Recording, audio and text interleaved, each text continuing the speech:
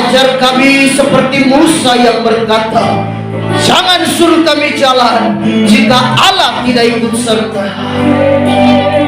Betapa pentingnya penyertaan Tuhan.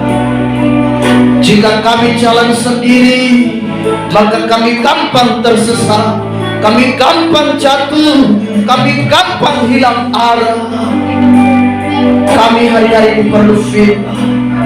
Berfirmanlah Tuhan, kami siap untuk terima firman. Urapi hamba-Mu, urapi kami semua. Kami semua rendah di hadapan Tuhan. Kami semua tidak ada apa-apa. Terima kasih, kuduskan dan layakkan Kami. Hari ini kami telah berhasil menghadirkan Tuhan. Hari ini kami telah berhasil menarik perhatian Tuhan. Terima kasih Tuhan. Saatnya kami akan dengar Tuhan berbicara. Terima kasih.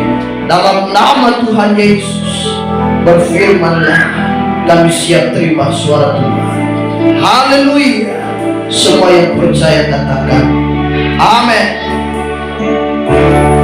Puji Tuhan. Silakan duduk saudaraku. Saudara diberkati Tuhan hari ini, amin. Mari kita lihat firman Allah yang saya ambil dalam kitab Wahyu. Tema khotbah minggu hari ini, mari kita melayani bersama. Itulah tema khotbah yang akan kusampaikan kepada kita semua dalam ibadah minggu raya hari ini, dalam ibadah minggu tanggal 29 September yang adalah merupakan minggu terakhir di bulan ini. Wahyu pasal 7 ayatnya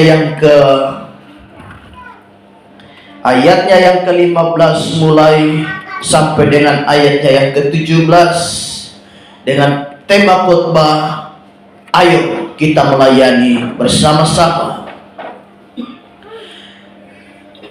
Saya akan bacakan dalam nama Tuhan Yesus Kristus. Karena itu mereka berdiri di hadapan takhta Allah dan melayani Dia siang malam.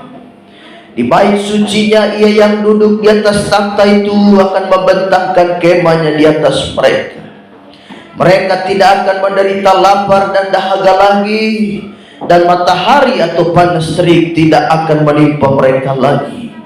Sebab anak domba yang di tengah-tengah takhta itu akan menggembalakan mereka dan akan menuntun mereka ke mata air kehidupan, dan Allah akan menghapus segala air mata dari mata mereka. Puji Tuhan. Di ayatnya yang ke-15 di situ dikatakan, karena itu mereka berdiri di hadapan takhta Allah dan melayani Dia siang dan malam. Jadi saudaraku, saya dan saudara, mari kita melayani Tuhan bersama-sama. Kita melayani Tuhan bergandengan tangan. Ini penting bagi saya dan saudara. Yang pertama kita lihat dari ayat ini, ada sebuah panggilan pelayanan bagi saya dan saudara. Di situ dalam ayatnya yang ke-15, mereka melayani Tuhan siang dan malam. Jadi ini sebuah panggilan pelayanan. Saya dan saudara terpanggil. Siapa yang melayani Tuhan? Kita semua, tidak terkecuali. Entah dia itu anak sekolah minggu kah, entah itu dia pemuda remaja kah, ataupun bapak-bapak dan ibu-ibu. Kita semua terlibat di dalam pelayanan. Berkali-kali selalu kusinggung dalam khotbah bukan bahwa jangan menjadi penganggur di kebun anggurnya Tuhan. Kita semua sama-sama terlibat dalam pelayanan. Apapun itu pelayanannya, kita tentu melayani Tuhan secara bersama-sama. Karena kita saling melengkapi satu dengan yang lain. Jadi ada sebuah panggilan pelayanan. Tidak semua harus jadi pendeta. Saudara cukup saja jadi pelita, sudah cukup. Tidak semua harus jadi pendeta sehingga saudara rebutan mimbar. Saudara harus berdiri di sini juga. Lalu siapa yang jadi jemaat? Lalu mimbar terbalik ke sana. Kenapa? Karena saudara juga ingin mau berdiri di sini.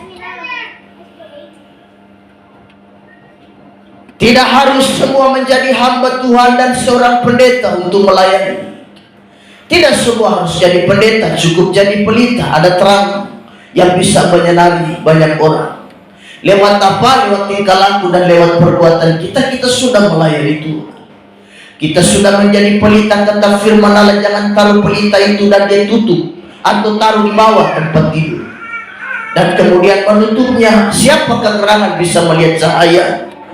Tetapi pelita itu hendaklah dia berada di atas gunung sana, sehingga nyalanya itu bisa kelihatan oleh banyak orang. Jadi ada sebuah panggilan. Kita lihat dalam Wahyu pasal 7 ayatnya yang ke-11. Makhluk surgawi memiliki gaya hidup melayani Tuhan. Wahyu pasal 7 ayat 11 di sana dikatakan, dan semua malaikat berdiri mengelilingi takhta dan tua-tua dan keempat makhluk itu. Mereka tersungkur di hadapan takhta itu dan menyembah.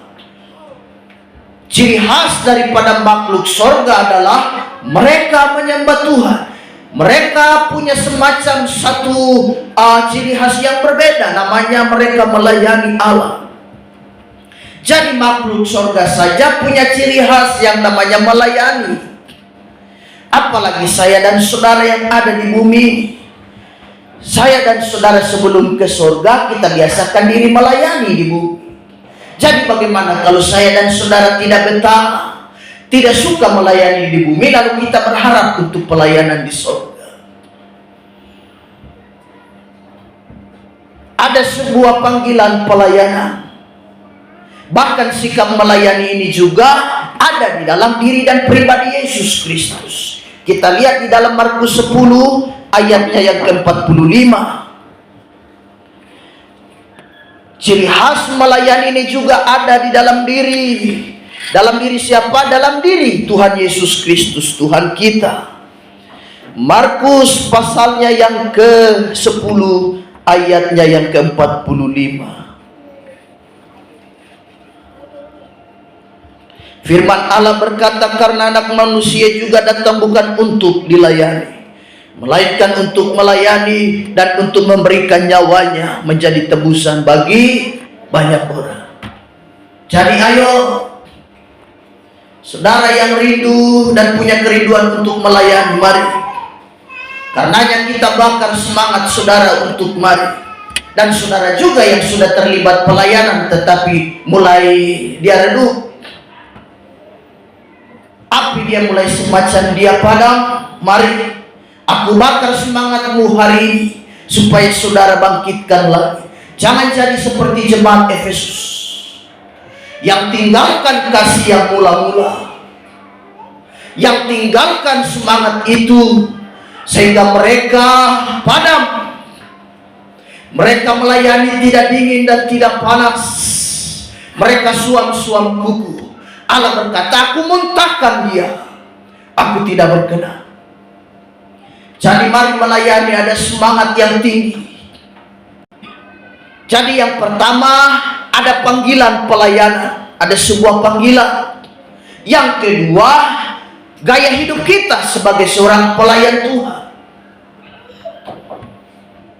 Dalam khotbah itu dikatakan bagaimana seorang anak itu dia tidak suka menaruh dendam, tidak suka menaruh kebencian. Sebab kalau kebencian itu dipupuk, dia akan meningkat menjadi yang namanya akar kepahitan.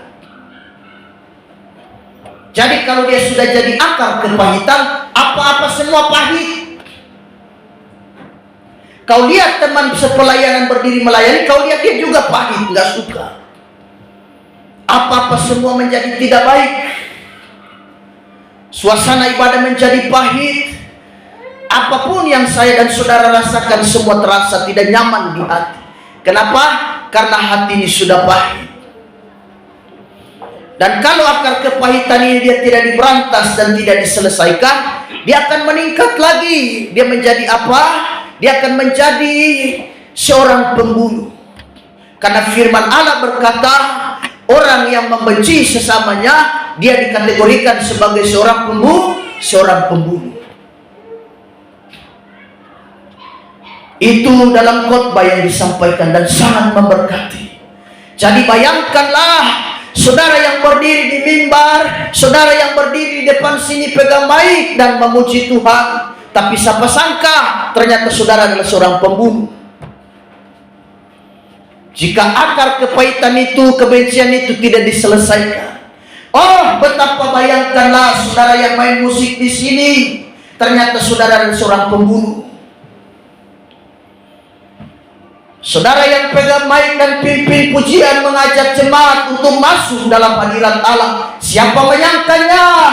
Di hadapan manusia saudara boleh tidak jadi persoalan, tapi di hadapan Allah kau adalah seorang pembunuh. Sehingga genaplah firman Allah yang berkata pada hari-hari terakhir orang berseru demi namaku, Tuhan, Tuhan, bukankah kami telah melakukan banyak mujizat, menyembuhkan banyak orang? Lalu dengan berterus terang kata Alkitab, Yesus berkata, "Nyala engkau dari hadapanku, aku tidak mengenal engkau." Kita yang melayani Tuhan, tapi Tuhan tidak kenal kita. Wah, betapa menyakitkan. Jadi saudaraku, sikap hidup sebagai seorang pelayan. Dalam Wahyu pasal 19 ayatnya yang ke-8 berkata begini. Wahyu 19 ayatnya yang ke-8. Dan kepadanya dikaruniakan supaya memakai kain lenan halus yang berkilau-kilauan dan yang putih bersih. Lenan halus itu adalah perbuatan-perbuatan yang benar dari orang-orang kudus. Sikap hidup seorang pelayan yang pertama kita lihat di sini, kain lenan halus ini berbicara tentang perbuatan kita yang putih bersih. Ini ciri daripada seorang pelayan. Hidup kita harus bersih seperti kain ini, kain lenan halus yang berkilau-kilauan.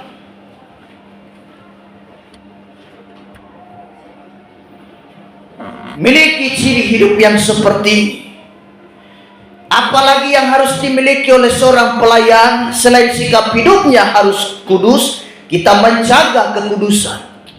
Karena firman Allah berkata, "Kuduslah kamu sebab aku kudus." Allah tidak bisa dihampiri dengan dosa. Allah tidak bisa didekati dengan kenajisan. Karenanya saya pernah katakan, kenapa Roh Kudus itu disebut Roh Kudus? Saudara tahu, yang menjadi kesukaan dan kecintaan daripada Roh Kudus adalah kekudusan. Dia tidak suka pada hal-hal yang cemar. Roh Kudus tidak tinggal di hati orang yang punya akar kepahitan. Roh Kudus tidak tinggal pada hati orang-orang yang kotor. Tetapi dia cinta kekudusan. Dia cinta kemurnian hati. Dia cinta kemurnian hidup. Dia cinta kepada sikap hati yang bersih. Jadi saya dan saudara bersikap, apa yang hari-hari ini sedang mengikat hatimu, mengikat hidupmu, kita bersihkan. Allah tidak berkenan. Wahyu 7 ayatnya yang ke-14. Ciri yang kedua sebagai seorang pelayan selain dia menjaga kekudusan, dia juga harus, kita lihat Wahyu pasal 7 ayatnya yang ke-14.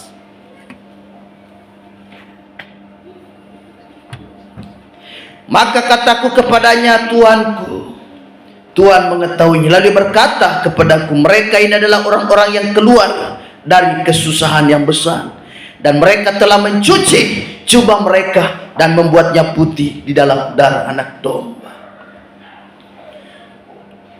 Ciri seorang pelayan Tuhan selain dia menjaga kekudusan, dia juga harus melewati masa-masa yang sukar. Memang tidak mudah. Kita semua punya pergumulan, kita semua punya masalah. Seorang pelayan Tuhan harus berhasil dia keluar dari pergumulan. Jangan masalah membuat kau mundur dari Allah, tidak boleh. Jangan persoalan membuat kau jauh daripada Tuhan, jangan. Kesukaran hidup, ya betul itu kita alami. Tapi kalau kita keluar dari situ, kita adalah orang-orang bagaikan menang perang. Kita bagaikan pahlawan yang menang perang. Ciri pelayan Tuhan, dia melewati kesukaran yang hidup. Hidup ini punya kesukaran, punya masalah.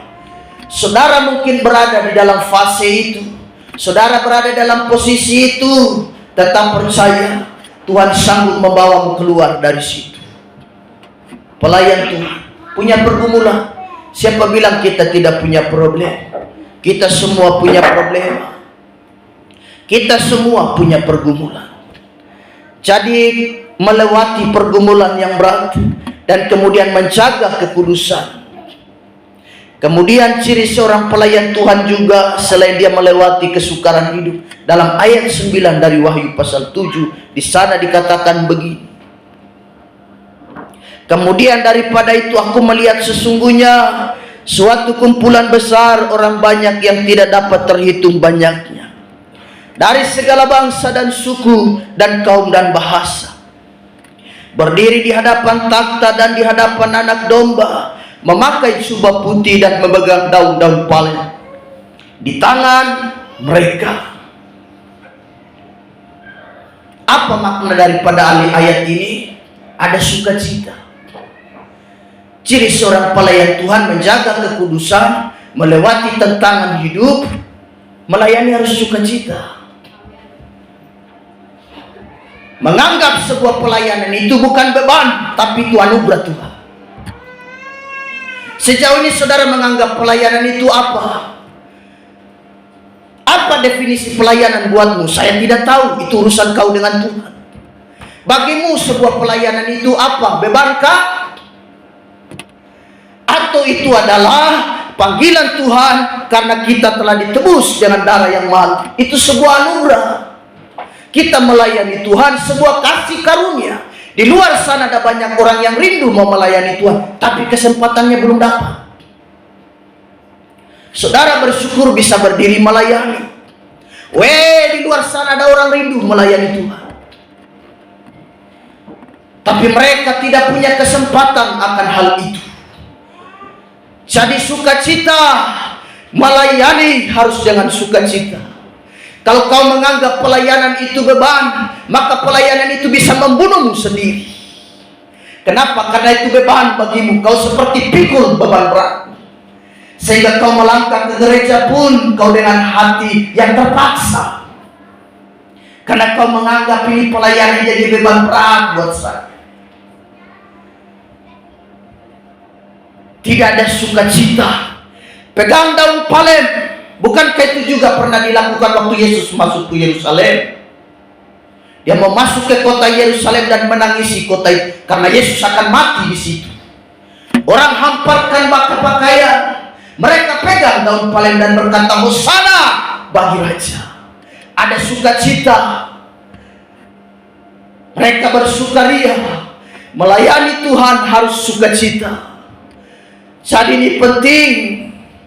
Adik, kakak, mama, haleluya. Melayani Tuhan harus ada sukacita. Kita melayani Tuhan, mari. Betul ada pergumulan hidup, tapi sukacita ini penting. Menganggap sebuah pelayanan itu adalah anugerah Tuhan. Itu adalah kasih karunia. Kita bersyukur kita bisa punya kesempatan untuk melayani Tuhan. Kita bisa berdiri meninggikan Dia. Satu kehormatan besar.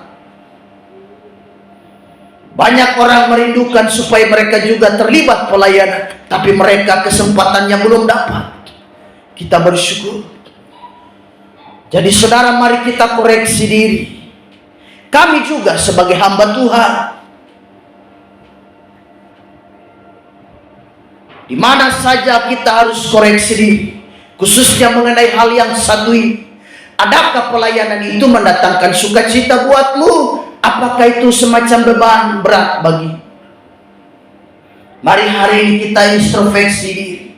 Tuhan, ampuni saya jika selama ini aku mendefinisikan pelayanan itu adalah beban berat. Hari ini saya mau berubah. Pelayanan itu adalah kasih karunia buat saya. Jadi pelayanan ini penting. Ada sukacita dalam melayani Tuhan. Kita tetap sukacita ya. Haleluya. Tetap sukacita. Kita semua ini punya pergumulan. Kita semua ini punya masalah. Masalah kita pun juga berbeda, beragam. Masalah kita beragam. Tapi ketika kita datang bersatu di dalam rumah Tuhan, ada sukacita dalam memuji Tuhan. Tanpa terasa, masalah itu seperti dia lepas dari bahu kita. Dia copot dari perasaan dan hati kita. Kenapa? Karena ada sukacita dalam kita melayani. Saudara percaya dia ada di tempat ini. Dia siap menjamahmu dan menjamah. Kita seperti Daud. Kita belajar seperti dia. Daud melewati kesukaran hidup yang sangat berat sekali. Tapi luar biasanya dia suka cari Tuhan. Dia pernah berpura-pura menjadi seperti orang gila. Menulis di tembok, dia biarkan air liur jatuh di depan Raja Akis. Tapi dia tetap cari Tuhan. Dia dari gua satu kepada gua yang lain. Kenapa? Dalam pelarian Saul kejar untuk membunuh dia. Tapi hebatnya dia dari gua satu kepada gua yang lain, sujud menyembah Tuhan. Dia cari Allah di sana. Kemana-mana dalam pelarian dia cari Tuhan. Dia memuji Tuhan. Itu hebatnya Daud. Sampai firman Allah berkata, Allah senang dengan orang ini. Allah berkata, aku senangi dengan pribadi yang satu ini. Dia lain. Daud juga seperti kita, punya kelemahan. Dia pernah bersinah, dia pernah berdosa, dia pernah membunuh. Tetapi hebatnya dia punya persekutuan pribadi dengan Tuhan. Sampai Alkitab berkata Allah senang dengan orang ini. Allah sangat senang dengan pribadi yang satu. Ada persoalan hidup di mana saja kita belajar seperti Daud. Kita cari Tuhan. Kita cari Allah. Tetap setia melayani. Hanya Tuhan yang mengontrol hidup kita. Ketika kita cari Tuhan, kita lihat pertolongan Allah, kita lihat mujizat Allah, kita lihat kasih Allah, sehingga kita bisa melewati mujizat yang satu kepada mujizat yang lain. Kita bisa melewati pertolongan yang satu dan kita bisa melihat pertolongan yang lain. Jadi tetap bersekutu dengan Tuhan. Tuhan Yesus memberkati. Biarlah saya dan saudara tetap ada di dalam panggilan Tuhan. Mari kita belajar koreksi diri. Sudahkah saya dan saudara melayani Tuhan dengan sikap hidup ini sebagai kasih karunia, atau ini beban berat buatku? Mari saya dan saudara, singers, maju ke depan. Kita akan memuji Tuhan. Kita akan mengangkat satu lagu. Saudara dalam posisi berdoa. Adakah pelayanan itu membuatmu jalan termiring-miring? Kau menjadi susah? Atau pelayanan itu kesukaan bagi kita? Apakah pelayanan itu menekanmu dan itu menjadi beban yang berat? Atau pelayanan itu yang membuat kau sukacita terus, kau gembira terus, dan kau senang terus untuk melayani? Haleluya. Kita angkat satu pujian. Kita masuk dalam doa. Tuhan Yesus memberkati.